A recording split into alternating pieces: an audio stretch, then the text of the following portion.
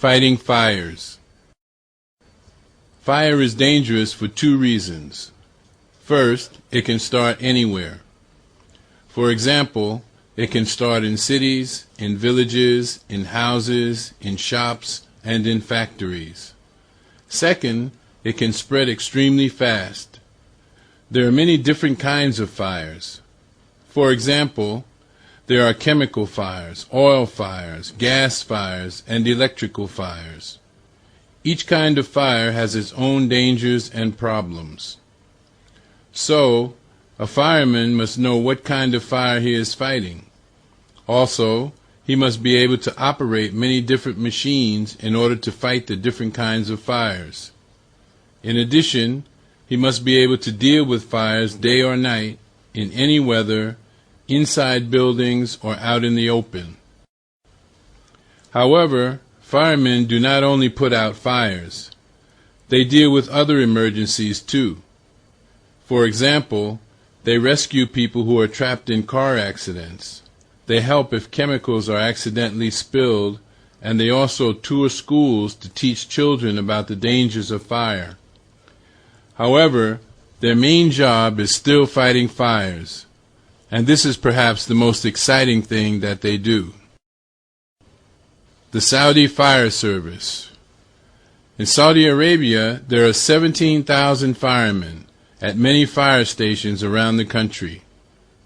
To become a fireman, two things are necessary. First, you must be old enough. The minimum age for becoming a fireman is 17. However, most men join the fire service when they are about 20 years old. Second, you must have at least an elementary school certificate. However, an intermediate or a secondary school certificate is better.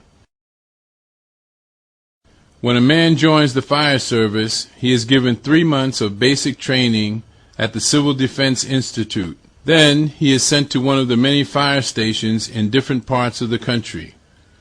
However, his training has not finished.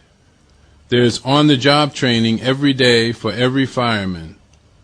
If you want to see this, walk past your local fire station any day of the week. Men who do well in training and who work hard can rise a long way in the fire service.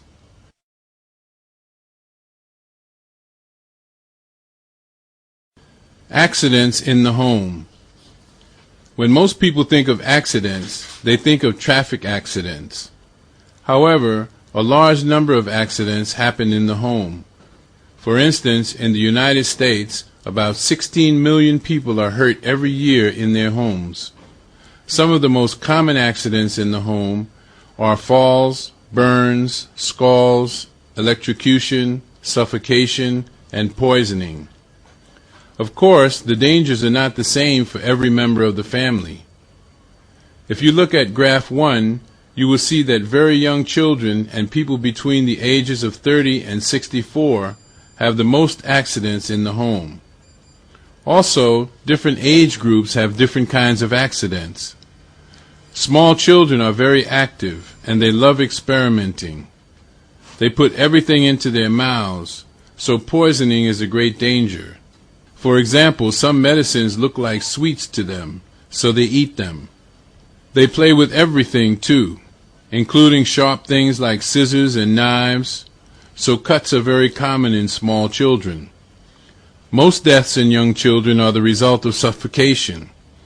They often put plastic bags over their heads. Then they cannot breathe. Mothers and fathers often have different kinds of accidents. The greatest dangers for mothers are in the kitchen. Burns or scalds from pots on the cooker, cuts from kitchen utensils, from open tins or from broke glass, and electric shocks from unsafe kitchen appliances. Fathers often make house and car repairs themselves, so falling off ladders, using tools carelessly, and doing difficult electrical repairs are all dangers in the house for men.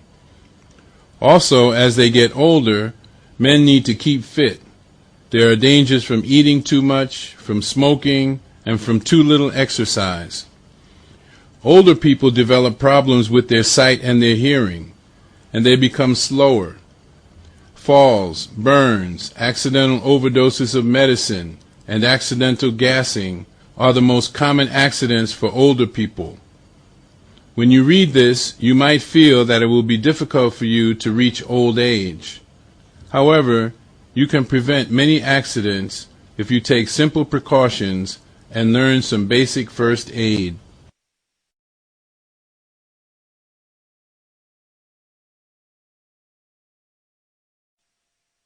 Unit 3. The early spread of Islam. Since the time that God's, Allah's words were written down in the Holy Quran, the Islamic message of peace has spread all over the world. When the message of Islam was first taken beyond the Arabian Peninsula in peace, the enemies of Islam and their armies tried to stop its spread. As the Muslims advanced to the north, they were met by soldiers of the Roman Empire. In 634 AD, the Muslims captured Damascus from them. Soon afterwards, they took Jerusalem. They finally defeated the Romans in 636. In the east, the Muslims had to fight the Persian army. It took them only 20 years to introduce Islam there. From 715 AD, Islam began to spread into Turkey. By 717, it had reached the borders of Europe. In North Africa, the Muslims had to fight against Roman soldiers again. Again, they were successful. By 642 AD, northern Egypt was controlled by the Muslims. The last Roman army on the continent was defeated near Carthage in 667. Soon, Arabic replaced Latin along the Mediterranean coast to the Atlantic Ocean. The countries that we call Algeria and Morocco today were occupied from 670. From there, the Muslims crossed by sea into Spain in 711. By 714, that country and Portugal were both ruled by the Muslims. In France, they advanced as far as Tours in 732.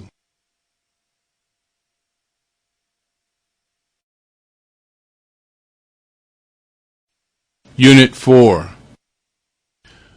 Food for energy. Fuel for the human machine. The human body is like a machine that is moving and working all the time. All machines need fuel to give them energy. The fuel for the human body is food, and most of the energy comes from two substances in our food: carbohydrates and fats. Carbohydrates are found in food like potatoes, bread, cereals, rice, wheat, corn, etc., and sugar. Fats come from foods like cheese, butter, oil, and meat. Calories. Energy in food is measured in calories. For example, an apple has about 40 calories, an egg has about 80, a fresh date has 15, and a tomato has around 12. Carbohydrates and fats have a lot of calories. For instance, a tin of soft drink which contains a lot of sugar has 145. A piece of Arab bread has 165, and only one spoonful of cooking oil has 120 calories. Too many calories. You need about 40 calories a day for each kilo that you weigh. So if you weigh 60 kilos, you will need about 2,400 calories per day. If a person eats more calories than he needs, his body stores the extra calories as fat. A person who gets all the calories he needs in his meals, but in addition drinks only 1 tin of soft drink a day, may gain 5 kilos per year. Unfortunately, food which contains carbohydrates is usually cheaper than other food, and it is often convenient and attractive. All junk food contains lots of carbohydrates and fats. If your diet contains a lot of junk food, you will probably get fat.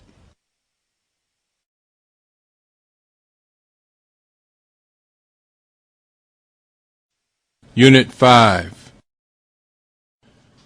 Different lifestyles. Hamid is Khalid's grandfather. They love each other very much, but their lives are very different.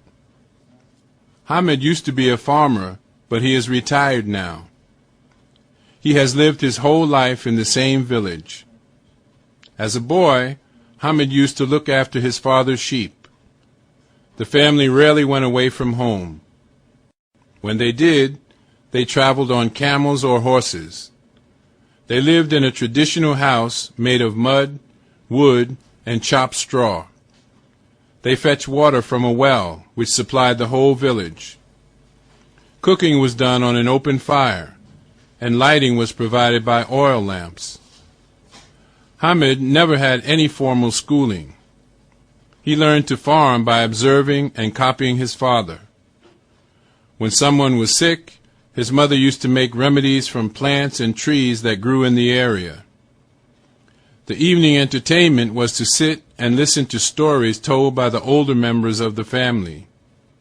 These had hardly changed for centuries. Hamid's grandson Khalid has just bought a farm in a neighboring district. It was not there in Hamid's youth. The circular fields have been made out of desert through the use of modern machinery and technology. Khalid, a graduate of the local agricultural college, drives to the farm every day in his car along 40 kilometers of a brand new 3-lane highway. The car has air conditioning and heating, just like his modern house.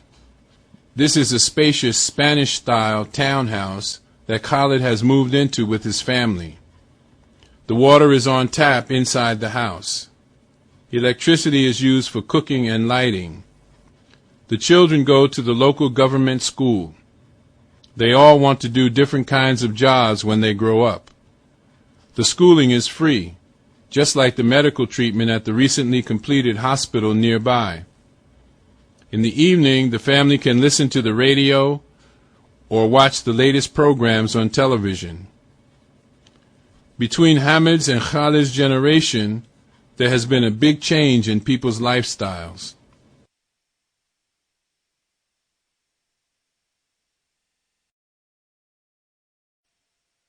Unit 6. Problems with the ozone layer. The atmosphere surrounding the Earth is divided by scientists into several layers. About 12 kilometers up from the Earth's surface, the layer called the stratosphere begins. Inside this, there is a layer of gas known as the ozone layer. The ozone layer is especially important because it protects the Earth's surface from many of the sun's ultraviolet rays. These can be deadly for humans. In 1983, scientists working in the Antarctic found that the quantity of ozone in the stratosphere had decreased. The problem has become worse since then. Satellite pictures now show a hole as large as the USA in the ozone layer above Antarctica. There is more and more evidence which shows that the quantity of ozone in the atmosphere above populated regions of the Earth is also becoming less. If the ozone layer over populated areas continues to decrease, the results could be very dangerous for us. Ultraviolet rays are known to cause skin cancer. They are also thought to cause eye disease. Without enough ozone to protect us from the ultraviolet rays, diseases like these will certainly increase. Scientists believe that one main cause of decreasing ozone is a group of man-made chemicals called chlorofluorocarbons, CFCs. These are used for cooling in fridges and air conditioners, for making plastic foam and in aerosol sprays. CFCs rise as gases into the stratosphere and destroy ozone. The only answer to the problem seems to be to produce fewer CFCs. In 1987, a group of 24 industrial countries met in Canada and agreed to produce 50% fewer CFCs by 1999. If we did not have this agreement, 131 million extra cases of skin cancer would occur before 2075.